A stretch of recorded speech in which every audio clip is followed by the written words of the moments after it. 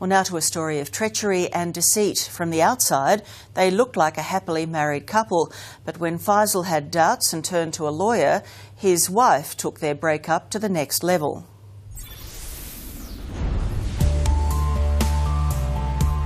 You're about to witness one of the most audacious attempts by a wife to frame her husband for domestic violence. She's dangerous, very dangerous. Watch how this woman astonishingly punches herself in the face, not once, but twice, later telling police her husband bashed her. It's flipped my life upside down. I'm not the guy who I used to be anymore. This is a story about temptation and treachery, a lover and a liar, where romance makes way for revenge with catastrophic consequences.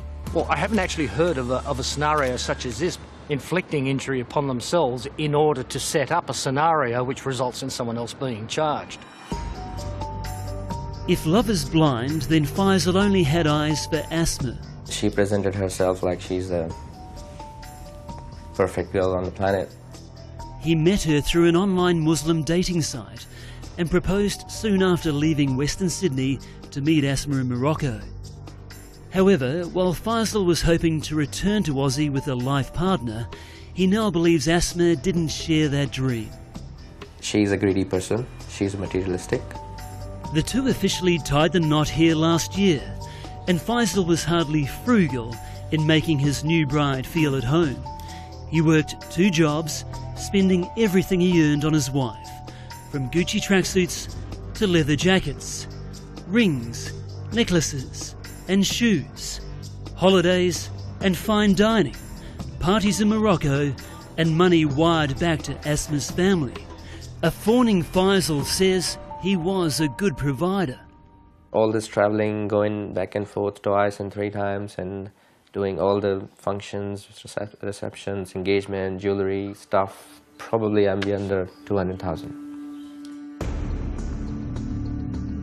But Faisal says they were constantly arguing, and in April he walked into an incredible sting when he came home from a night shift at Woolies. Yeah, it was all prepared for me, the whole crime scene. The unit had been ransacked. Faisal says Asma was waiting for him with this disturbing message. I entered and she just said to me that you think you are smart and you are talking to lawyers about me. Now see what I do to you. And she just ran.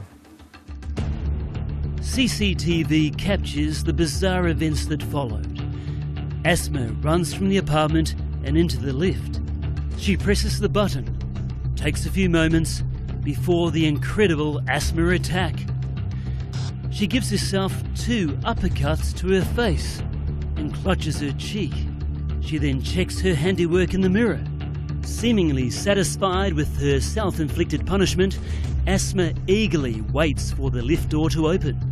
She takes off down the hall and into the street to call police. Oblivious to what his wife had cooked up and concerned for her safety, Faisal also entered the police, where he was arrested and charged with assault. If convicted, he faced up to 7 years behind bars. I didn't know that she's going to go to that extent, go to the police and forget everything what I did for her and just ruin my life. In a follow-up sucker punch, Faisal says the police unwittingly helped Asma steal his things, which she had packed into these suitcases while he was being held at the station. But more importantly, Faisal's freedom was also about to be taken. Did you ever harm Asma? Never. I really loved her. Faisal spent 20 grand on a lawyer and trawled through hours of CCTV to find his get-out-of-jail card. And once I saw this, I felt relieved that now the justice will be served. New South Wales Police dropped the assault charges, but never charged his estranged wife for making a false accusation, an offence which also carries a jail term of up to 7 years. Question is, why not? The answer is, because if they do, they're going to be embarrassed by what they didn't do at first instance. Victims of crime advocate Howard Brown says It appears police failed to investigate Asma's assault claims properly and assumed Faisal was guilty from the outset. So when you realise that someone has made a false declaration to a police officer and you can prove that she made a false declaration, you then charge her with perverting the course of justice. Police haven't done that. Asma's statement to police is shocking. Faisal grabbed my throat with both hands and began to squeeze tight until the point I was unable to breathe. He punched me on my left cheek and with his fist. He has started to hit me everywhere with the belt. He was so violent to me.